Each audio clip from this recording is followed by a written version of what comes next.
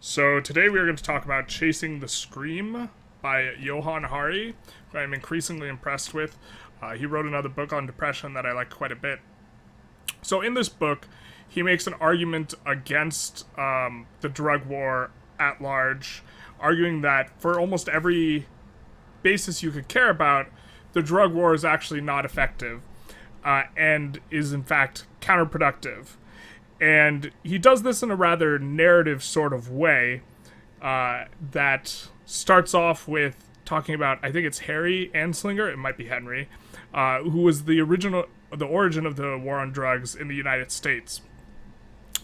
Okay, he also talks about this kind of from a position of empathy, and so while I am also quite strong in my position that drugs should be decriminalized and or legalized, I generally come from more of a liberty type of argument, where he is coming from more of an empathy type of argument. But let's get into the book a little bit.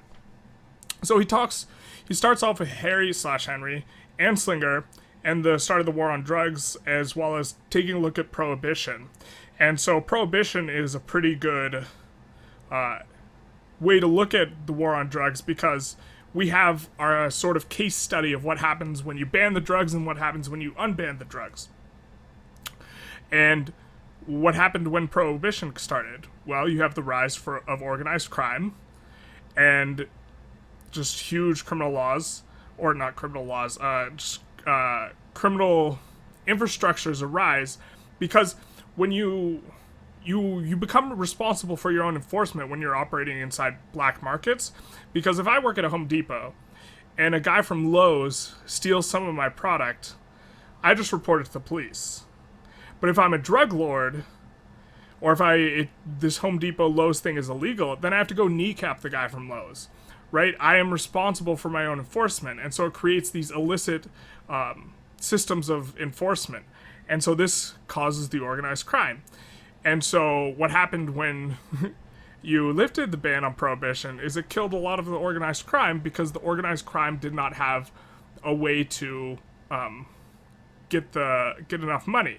And so this is an important thing. I think in the book he talks about a case where the people who were selling drugs tried to expedite the crackdown of, or the making illegal of drugs, because once it's illegal, then you have a monopoly on the market and allows you to make more money as a drug dealer. And so it kind of takes a long time for him to make this sort of argument as we go through time and geography and sort of his narrative structure. But the argument is that the people who really benefit from the drug war are the drug dealers, the cartels, and stuff like this, because they are moving an illegal product, and because it's illegal, they only compete with each other, right? And allows them to make huge margins on the drugs because they're illegal. Anyways, so moving back a little bit, prohibition, let's see. Then I think he talks about Juarez and the cartels quite a bit. And, let's see, he talks about drug dealers in some American city, and he is operating from a very, compassion-oriented framework. One of the studies he references is the Rat Park study. And he kind of uses this to dispel the chemical hooks narrative of drugs. And the chemical hooks narrative of drugs is like this. Once you take the drug, you become dramatically addicted, and it just destroys your life, and this is why we have to ban drugs, because drugs just ruin people's lives. And and overall he makes an argument against this narrative that was pushed out a lot by Anslinger. Also that, smoking weed sends you into psychotic rage and causes you to kill people, which is obviously, not the case. It's obvious now, but it was not obvious during Anslinger's era, in the 30s? Can't remember. But, back to the point, this chemical hooks sort of theory is that you take the drugs and then you're hooked. And we actually have an enormous sort of case study of this really not being the case. I think it's 20% or 1 in 4 percentage of service people or servicemen, I'm not sure which the statistic covers, in Vietnam became heroin addicts while they were out there. And then the vast majority of them, when they came back, stopped taking heroin. And so this doesn't make sense under the chemical hooks type of narrative, because they should just keep taking it, right? The hooks were already in. And instead, what he kind of cites as an example for this is the rat park study, which generally, a lot of the studies that have been given up to kind of support this chemical hooks theory is they have a rat in a cage, and they give it 2 bottles. The one bottle has cocaine or heroin, and one bottle just has regular water. And they see what it drinks. And what the rats will do is they'll just drink themselves into and get super high and kill themselves with the drug. This is what happens. But there was a follow-up study where they put the rats in a very stimulus-rich environment, a rat park with tons of other rats, opportunities with toys, socialization, and stuff like this. And then they put the bottles in, where some have drugs and others is just regular water. And they found the rats overwhelmingly just drink the regular water. They didn't drink the drugs. They tried them, and then they were like, meh, and then they didn't drink the drugs. And so what this seems to indicate, when you parallel it with the Vietnam type of thing, is that the environment has a huge impact on whether or not you're going to do drugs. And kind of the undercurrent of a narrative that Johan Hari pursues is that people generally do drugs because their life is really not fun, or their life is bad. So if your life is you're in Vietnam, or you're stuck in a cage with nothing to do and no sort of stimulation other than to just do drugs, you're going to just do a bunch of drugs. And that the environmental factors really drive drug use a lot more. The psychological and environmental factors drive drug use a lot more than the chemical hooks of the drugs. Okay. And so it's this, what happens when you make drugs criminal and you arrest people for drugs, and then now they have a criminal record and they can't get a regular job, and they also have to operate in illicit channels in order to get more drugs. Hari argues that all of this just perpetuates kind of this environment that leads to more drug use, right? When you can't get a job because you have a criminal record, it's depressing. And when you're depressed, you're more likely to use.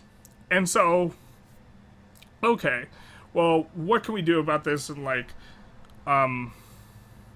what's the approach?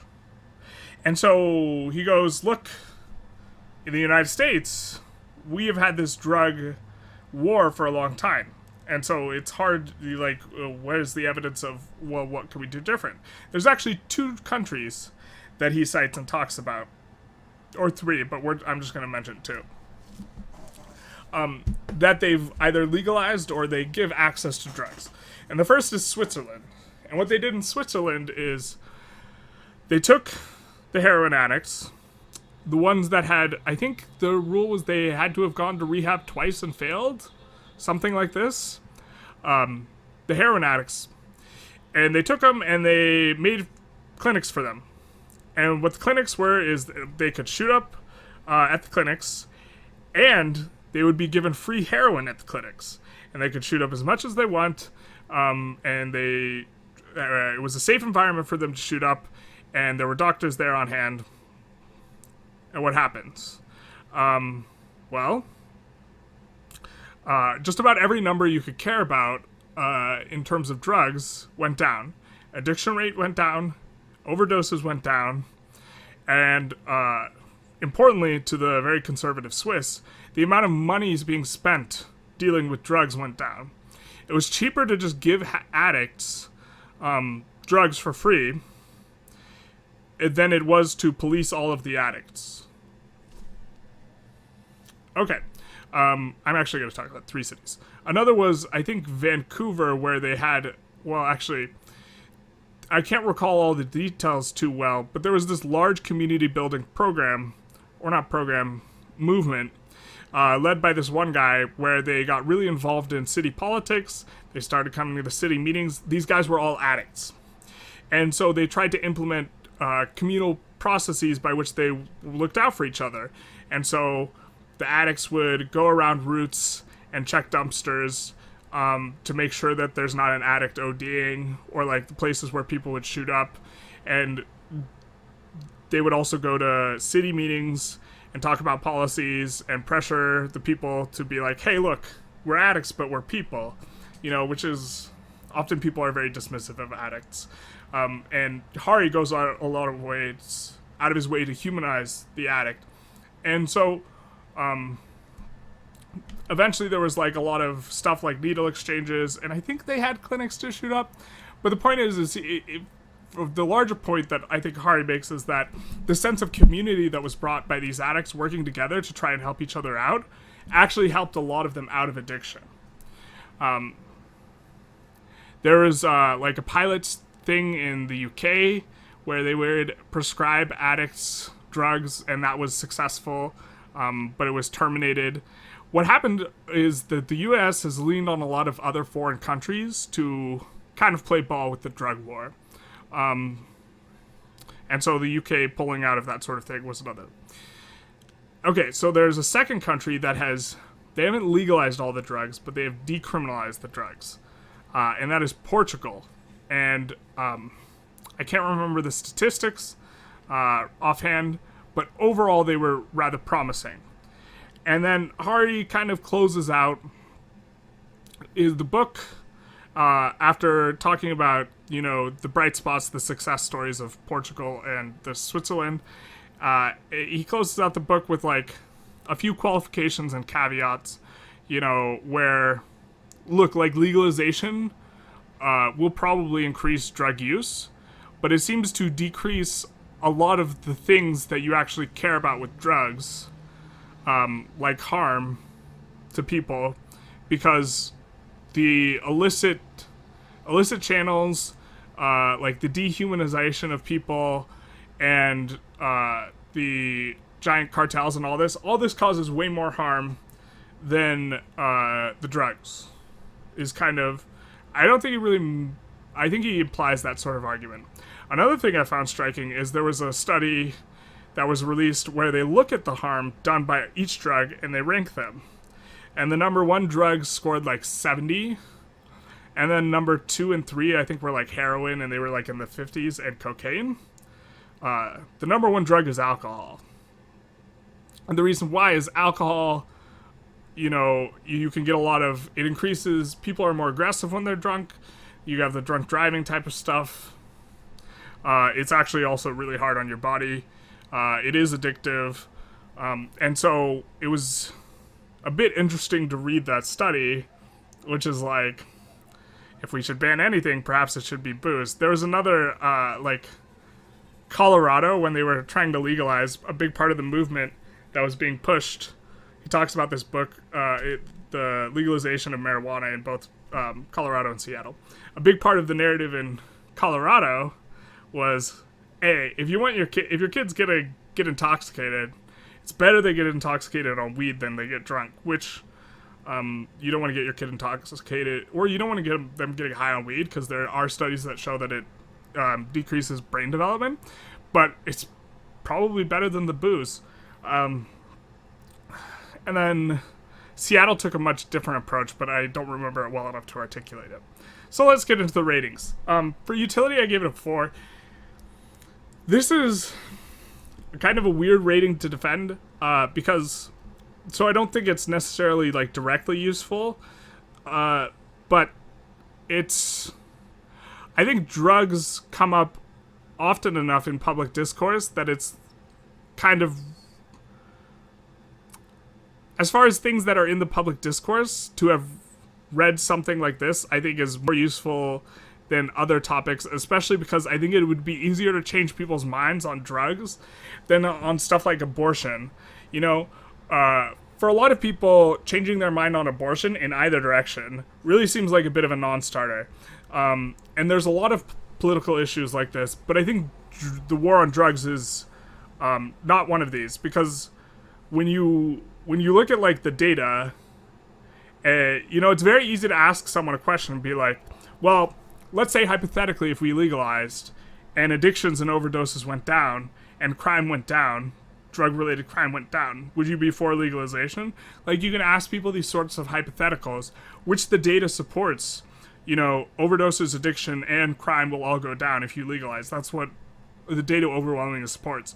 I think there's a lot of misinformation on the drug war, and that the sentiment is like that drug users are bad, the drug war is good, and the drug war is effective at preventing harm.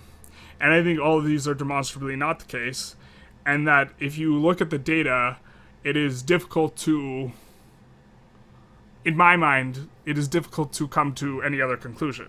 And so this book, I think, is useful in that, it's more useful in a public, like, discourse type of way than a book on, like, let's say, abortion or immigration, where I really don't think that minds are very easily changed. Okay, so I gave it a 4, but because it's also probably not that directly useful to one's life. Although I do think it's, for the purposes of treating people who are addicts with a bit more compassion, I do think it is useful. So for novelty, I gave it a 7.5, because I think a lot of these ideas about the drug war are not present in, like, the traditional, like, public discourse. They're just not. And I think that if you look at, like, a lot of public media, people on drugs or drug users are typically villainized, or I think the cartels are, like, tremendous villains. I think they have to be villains by the very nature of what they do, because a lot of what they do is about intimidation. And if you get into a drug war with a bunch of cartels and you start killing each other, you intimidate the other people, and then everyone starts killing each other. And then if you start killing each other and, beheading them, that's a little scarier, and it gives you, like, a leg up in terms of intimidating your competition. And it's sort of this race to the bottom of brutality. The book actually offers this sort of narrative as well, where, the incentive structure of organized crime is to be very, very, very brutal, because that's how you win the cartel wars. And then when you win, then you have a monopoly. Something that was disturbing when the book was talking about Juarez is, like, I think it was like 60 or 70% of the economic activity that happens in the city is the cartels. So how could the police ever possibly combat that? Like, I think if you're thinking from the frame of the United States, it's easy to think of the government as this massive apparatus that cannot be outspent and cannot be out-resourced by criminals. But that's not the case in, like, cities in Mexico. Like, I'm sure Mexico as a whole, but, like, they have other stuff to do with the national money other than combat drugs, which is, like, when you look at it, it is American consumers that prop up the cartels that cause the country of Mexico so many problems. It is a negative externality caused by American consumption. And this is broader than the scope of the book, but if you legalize everything, then you run the drug cartels out of, like, their business model, right? And you starve them out. And then, that would solve an immense amount of problems. And you can make a further sort of argument about freedom of movement, because the cartels would still be able to traffic people across the United States border as part of, like, business. So, like, maybe they would switch to just doing that. But if you really wanted to starve them out at both ends, you could open up immigration policy a lot, and then the drug cartels would have nothing to do. Unless the taxes on the drugs were so large that black markets were heavily incentivized. So you probably can't tax something at, like, more than 100% or something. It's a bit of, but that's, like, kind of a separate thing, talking about the immigration as well. But if you just legalize everything, you would starve them out. Anyways, for entertainment, I gave it a 7. This is a bit, the book is more narrative in structure, overall, and, to some extent, it was actually, I wasn't a huge fan of it at the start with, like, when he was talking about Harry Anslinger, because I thought he wasn't being very critical, and I thought he was taking creative liberties, and then When I eventually got to the back and I also was like looking through the notations, it looks like he did a lot of research to add the stuff that seems subjective or conjecture driven. And so it seems like that stuff sort of checks out. Of course, I didn't do a super deep dive on it, so maybe I'm mistaken, but it seems like he did his due diligence and was not sort of taking creative liberties with the Harry Anslinger narrative, and as well as talking about the first drug dealer in New York, who was just this brutal guy. So for entertainment, I gave it a 7. For style, I gave it a 6.5. Overall, I like his style. But it's nothing crazy good. There are some times where I don't like his style. Like, I just think he's trying to get a little bit too cute, but overall, it's very highly readable. Readability, I gave it an 8, and interest, I gave it an 8. So readability, it does not read like someone making critical arguments about drugs as much as it reads like a narrative, and so he is putting forth this information that's like this nonfiction type information, where it's creating an argument for ending the war on drugs, but he's doing it in such a way that is very, very accessible, and so that's the reason I gave the readability a high score. I think, it's a very easy read. This would be pretty high on books that I recommend people who don't have an interest in nonfiction to kind of bridge a gap between fiction and nonfiction. This would be the type of book I might recommend. A book or any book by Johan Hari, as far as I've read them, the depression one as well. And for interest, I gave it an 8. I think a lot of these arguments are really interesting because they are counter to the types of narratives that we have been fed, or at least I was fed growing up, where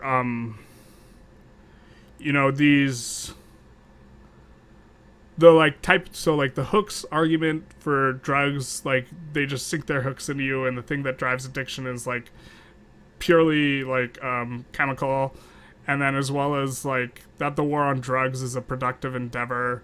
It like by the look of it and also the enforcement of it, it looks like it originated in sort of very racist ideology. If you look at the Harry Anslinger story, which he starts off with, and if you look at the enforcement of drugs, the amount of drug dealers by race, this was a study that's referenced in the book, is pretty proportional, but like 80% of the drug dealers that get arrested are people of color, and so it seems to be that enforcement is not symmetric based on race, but instead falls on people of color disproportionately, and poor people disproportionately, and the large reason why is because they can't really fight back in terms of like legal recourse in regards to like over policing, and police are trying to hit numbers, and they are arresting criminals, right? But it's this thing where there's so many people to arrest for the drugs, and making stuff illegal is like, it is a deterrent, but only to some extent. Like if you look at Prohibition, people still drank under Prohibition, and so people think that the war on drugs is like a worthy type cause, especially like more recent movies, maybe not, like 2000s and later, but like if you really look at movies for like the 80s and 90s and stuff, and it's like, drugs bad. And also like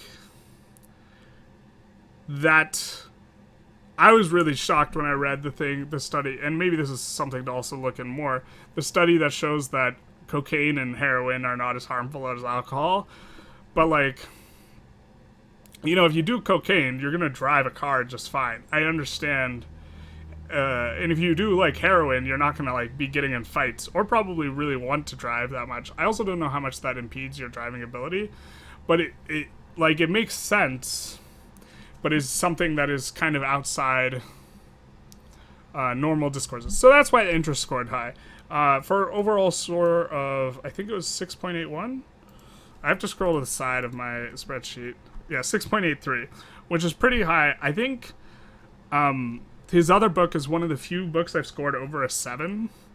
As far as recommendations go, I would actually recommend this book pretty broadly to anyone who cares about drugs as an issue, which I think that just about everyone has an opinion on drugs.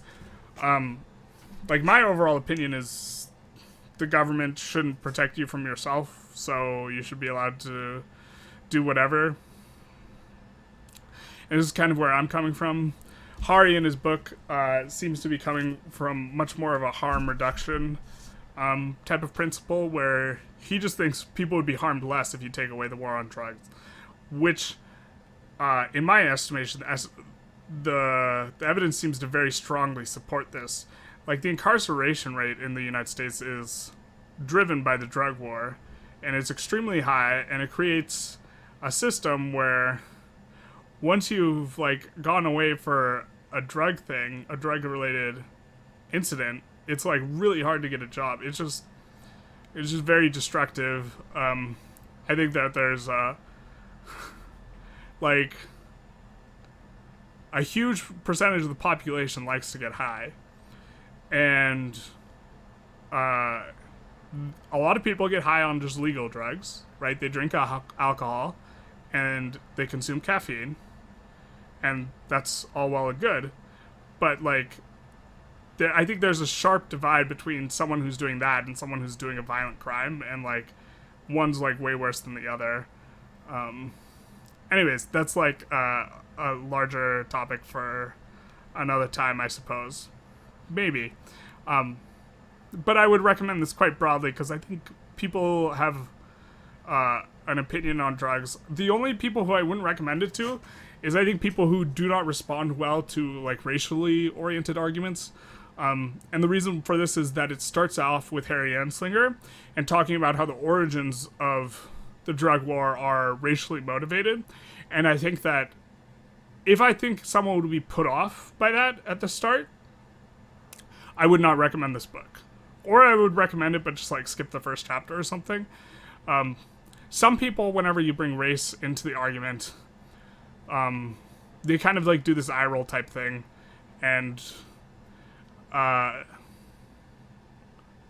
don't think it's productive to try and force feed them information they're not interested in receiving. And so I would just recommend a different book. But I would recommend this book quite broadly for anyone who just, like, has any interest in drugs. I suppose I haven't read too many books on drugs.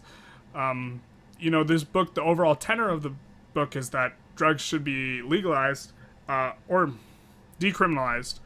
I'm not sure if Hari goes kind of far enough. You know, he starts kind of adding asterisks when it talks to full legalization, and, like, he's perhaps not as strong, but he thinks that the war on drugs is deeply problematic. So, like, maybe he would have a stop at legalization. The distinction between the two, by the way, is with legalization, if you have an amount that is not, like, a for sale amount, you never get busted, and it's okay to be high, but it is not, and it's okay to buy drugs, but it's not okay to sell the drugs. So that's the part that's illegal. So being a drug dealer is legal, but consumption is not, which, like, wouldn't get rid of the cartels, which is why I think my stance is probably a bit more aggressive. I think that they should be legalized so that they can be regulated, especially with, if you look at the United States right now, and there's, like, tons and tons of fentanyl overdoses.